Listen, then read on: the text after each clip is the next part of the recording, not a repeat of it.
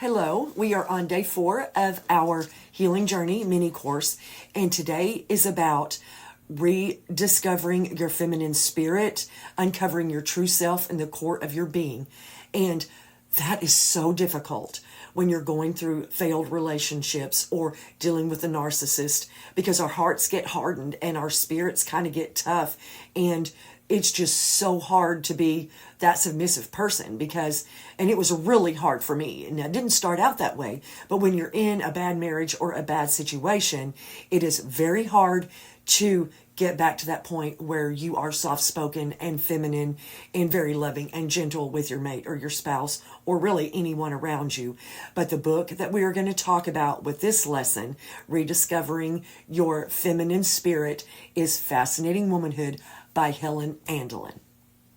And the book Fascinating Womanhood has been around quite a long time. I think it was actually written in the 60s, and it's went through a lot of different iterations and, over the years, but it's such a good book. It's been around forever. And my mother had given me this book in an attempt to help me fix my marriage with this alcoholic narcissist that I suffered from domestic abuse. And it was like, I was reading the chapters and it's like, no way.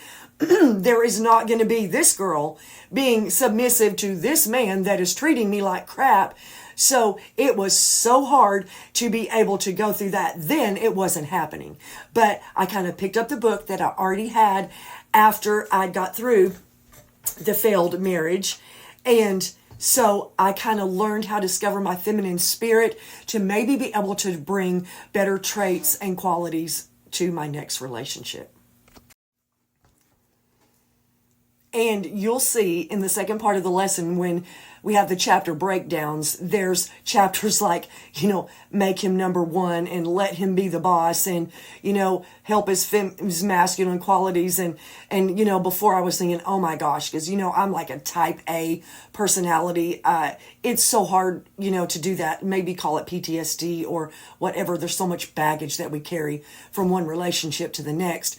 But I was bound determined that I was going to make it better, and I was going to read the book and use the chapters to try to rediscover in myself or see if it was even possible that I could carry these feminine traits or part of my feminine spirit that might help me move on in, another part of the relationship.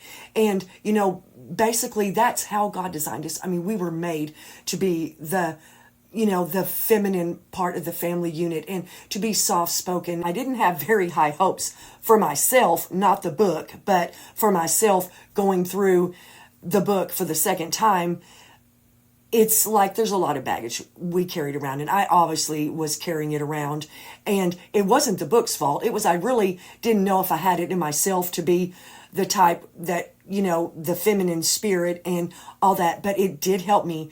And as time went on, even though I'd finished reading the book, as time went on and I healed a little bit more and time would pass, I could see little aspects of my feminine spirit start to emerge again because I would remember the chapters. And even though at the time there was not a man in my life, I do believe that I was led to this part of the journey and led to pick up this book again because it would help me heal through that, release some of this baggage, and be able to rediscover the feminine spirit in my core being that I know was in there. So the lesson for today is to go through the questions and kind of, try to rediscover aspects maybe about your feminine spirit that you have lost along the way, or that certain circumstances have kind of hardened your heart or killed our feminine spirit, and try, from the core of our being to rebuild that from the inside, because after all, we're designed to be that feminine spirit and the softer, more submissive one in the relationship. And to tell you the truth, I don't know if I'll ever be that person again because, we heal from processes, but there's certain things that we always, carry over. And I'm still working on that. It's a work in process. But I wish for you, as you do the lessons this week, to open your mind and your heart and try to rediscover your feminine spirit in the core of your being. I'll see you tomorrow.